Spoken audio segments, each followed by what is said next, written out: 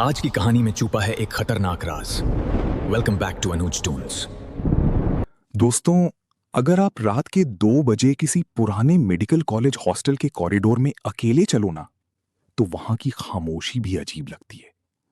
Tubelight की सफेद रोशनी, दीवारों पर पड़ती लंबी परछाइयां, कहीं किसी कमरे में कोई पढ़ाई कर रहा होता है, कहीं कोई गेम खेल रहा होता है, और कहीं कोई अपने घर वालों से वीडियो कॉल पर बात कर रहा होता है।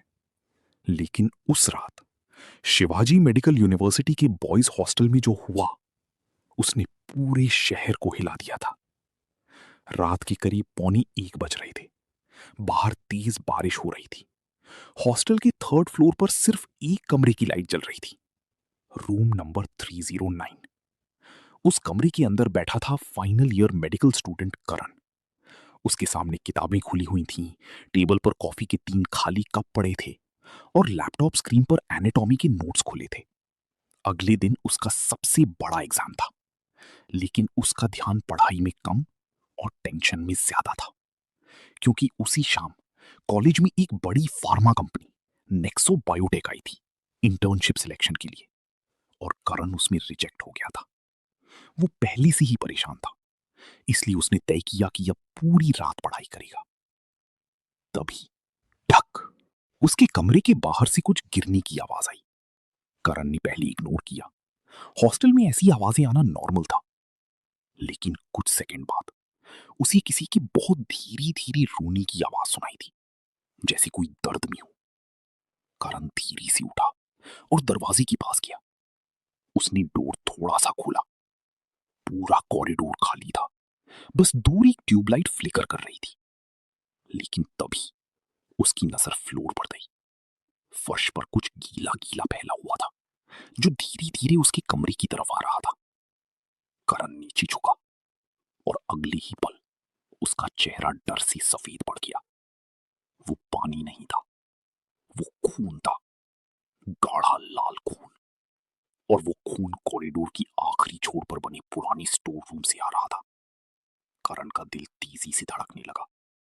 तभी स्टोर रूम के अंदर से किसी के चीखने की आवाज आई। बचाओ, प्लीज। करण डरते डरते स्टोर रूम की तरफ बढ़ा। बारिश की आवाज, ट्यूबलाइट की फ्लिकरिंग और पूरे हॉस्टल की डरावनी खामोशी, सब कुछ बहुत अजीब लग रहा था, जैसे कुछ बहुत गलत होने वाला हो। करण ने स्टोर रूम का दरवाजा धीरे से खोला और अंदर जो उसने देखा, उसे देखकर उसकी सांसें रुक गईं। स्टोर रूम के अंदर एक लड़का जमीन पर पड़ा था। उसकी गर्दन से खून बह रहा था और उसके ऊपर झुककर कोई उसका मांस खा रहा था। करण डर के मारे वहीं जम गया। वो लड़का कोई और नहीं, बल्कि उसी का दोस्त समीर था। समीर का पूरा चेहरा खून से भरा हुआ था। उसकी आंखें सफेद हो चुकी थीं और उसके मुंह से अजीब सी गुर्राने की आवाज निकल रही थी।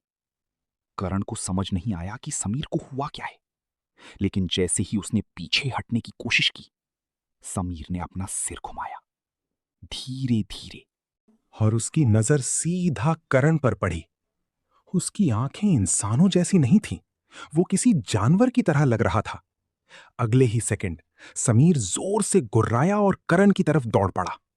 करण डर के मारे भागा। वो तेजी से अपने कमरे में घुसा और अंदर से दरवाजा लॉक कर लिया। बाहर समीर लगातार दरवाजा पीट रहा Loud, था। aggressive धड़ाम, banging on धड़ाम, door, धड़ाम। shaking करण के violently. हाथ कांप रहे थे। तभी उसके फोन पर लगातार मैसेज आने लगे। हॉस्टल ग्रुप, 300 से ज्यादा मैसेज। रूम लॉक करो, नीचे मत आना, सब पागल हो गए हैं, किसी को काट रहे हैं। करण घबराकर सारे मैसेज पढ़ने लगा। उसे पता चला कि आज कॉलेज की रिसर्च लैब में कुछ स्टूडेंट्स पर एक नया ब्रेन स्टिमुलेशन सीरम टेस्ट किया गया था, लेकिन वो सीरम फेल हो गया और जिन लोगों ने उसे लिया था वो हिंसक हो चुके थे। वो बाकी लोगों पर हमला कर रहे थे और जिसे काटते वो भी उन्हीं जैसा बन जाता। करण ये सब पढ़ ही रहा था कि अचानक पूरे हॉस्टल की बिजली चली गई। पूरा कमरा अंधेरे में डूब गया। सिर्फ मोबाइल स्क्रीन की हल्की नीली रोशनी बची थी, और उसी रोशनी में करण ने देखा उसके कमरे के बाहर कोई खड़ा था। दरवाजे के नीचे से एक परछाई दिख रही थी। धक, दरवाजे पर धीरे से नॉक हुआ। करण की सांस रुक गई। कौन है? बाहर से कोई जवाब नहीं आया। फिर दोबारा नॉक हुआ, इस बार थोड़ा जोर से। ठक ठक ठक, जैसे बाहर खड़ा इंसान गुस्से में हो।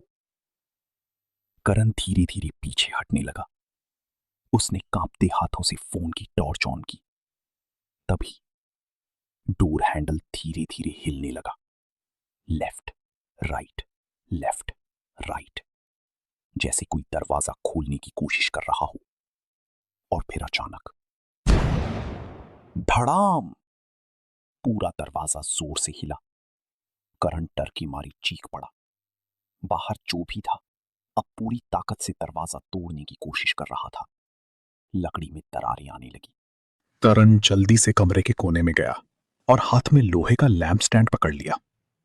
लेकिन तभी सब कुछ शांत हो गया। एकदम साइलेंस। ना कोई आवाज, ना कोई नॉक। कुछ सेकंड तक पूरा हॉस्टल बिल्कुल शांत रहा। करण को लगा शायद वो चीज चली गई है। वो धीरे धीरे दरवाजे के पास गया, लेकिन अगले ही पल भड़ाम, दरवाजा टूटकर अंदर गिर पड़ा और सामने खड़ा था समीर। लेकिन अब वो पहले से भी ज्यादा डरावना लग रहा था।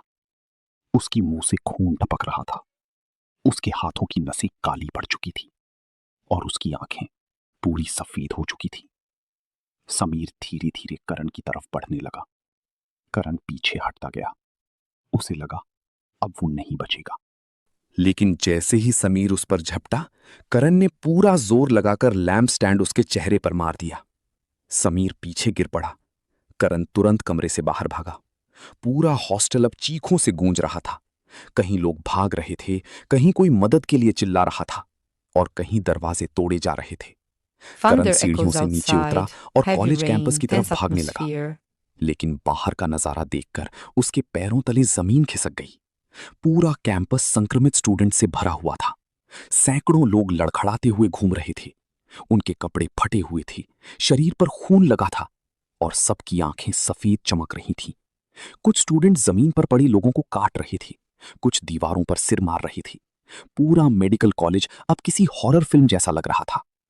तभी उन संक्रमित लोगों में से एक ने करण को देख लिया और अगले ही सेकंड सभी उसकी तरफ दौड़ पड़े। करण जान बचाकर भागा और कॉलेज की पुरानी लाइब्रेरी में घुस गया। वो अंदर जाकर एक बड़ी बुकशेल्फ के पीछे छुप गया। उसकी सांसें तेज चल रही थीं, पूरा शरीर कांप रहा था। धीरे धीरे कुछ संक्रमित लोग लाइब्रेरी में घुसे। उनके कदमों की आवाज पूरे हॉल में गूंज रही थी। करण अपनी सांस तक रोककर बैठा रहा। कुछ मिनट बाद वो लोग बाहर चले गए। करण ने राहत की सांस ली। उसे लगा वो बच गया है। लेकिन तभी उसकी गाल पर खून की एक बूंद गिरी। करण ने धीरे धीरे ऊपर देखा और उसके होश उड़ गए। बुकशेल्फ के ऊपर समीर बैठा था, उल्टा, बिल्कुल किसी जानवर की तरह। उसके चेहरे पर डरावनी मुस्कान थी। अगले ही पल वो करण के ऊपर कूद पड़ा। करण चीखा और उसी समय लाइब्रेरी के सारे दरवाजे टूट गए। दर्जनों संक्रमित लोग अंदर घुस आए। उन्होंने करण को चारों तरफ से घेर लिया। पूरी लाइब्रेरी उसकी चीखों से गूंज उठी। फिर सब शांत हो गया। कुछ देर बाद करण ने धीरे धीरे अपनी आंखें खोली। अब उसकी आंखें भी सफेद थीं। उसके मुंह से भी वही गुर्राने की आवाज निकल रही थी। वो अब इंसान नहीं रहा था।